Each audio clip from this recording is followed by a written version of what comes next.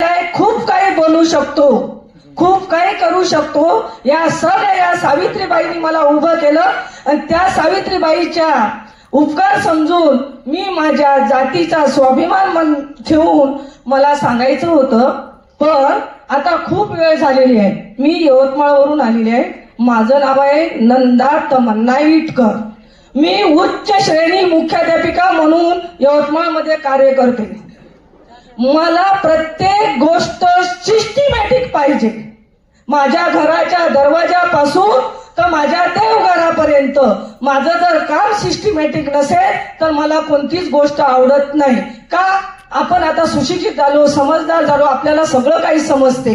का आपण इतरांनी साधे मी आपल्या वडारवाडीच्या बाजूला मी मुख्याध्यापिका आहे.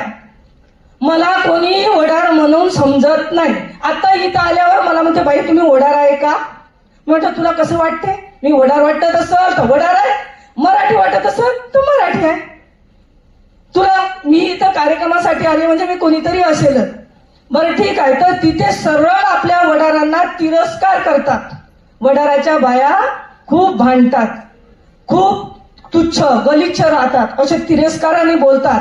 ज्या वेळेस मी मुख्याध्यापक म्हणून त्या खुर्चीवर बसल्यामुळे अख्ख्या शिक्षकांच्या तोंडातून शब्द बदललेला आहे. बघा, ही तुमची मॅडम, तुमच्या वडिलांची मॅडम या चेअरवर बसली. त्या बाईच्या मुली बघा, त्या बाईचं राहणीमान बघा, त्या बाईचे जावई बघा.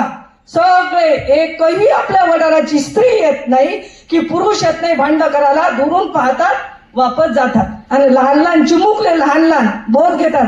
अरे मला वडाल बाई दुंदी रे, बरं मला वडाल बाई दन माटलाडा पोदा. लहान लहान मुलं येऊन माझ्याजवळ उभे राहतात. त्यावेळेस मी माझ्या भाषेतच बोलते. म्हणून मला असं वाटलं की प्रत्येक आपलं संमेलन जे आहे ते आपल्या भाषेत असेल, आपल्या भाषेतच देवाणघेवाण असेल. या दृष्टीने मी तात्काळ कालच्या काल एक आपल्या भाषेत जुनी आपली जी स्थिती आहे त्यावर कविता लिहिलेली आहे. आपण ऐका. आता मी पोट तिडकीनी समाजाविषयी बोलते आहे, कारण मला माझ्या जातीचा फार अभिमान आहे. मी वड्डालू वड्डालू पलगामत तम्मन्नु गड्डालू. मी वड्डालू वड्डालू पलगामत तम्मन्नु गड्डालू.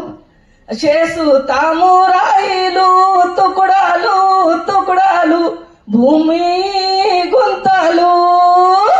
मिम भाई मिम शेस्तामुराई तुकडालू भूमी गुंतालू. मी कट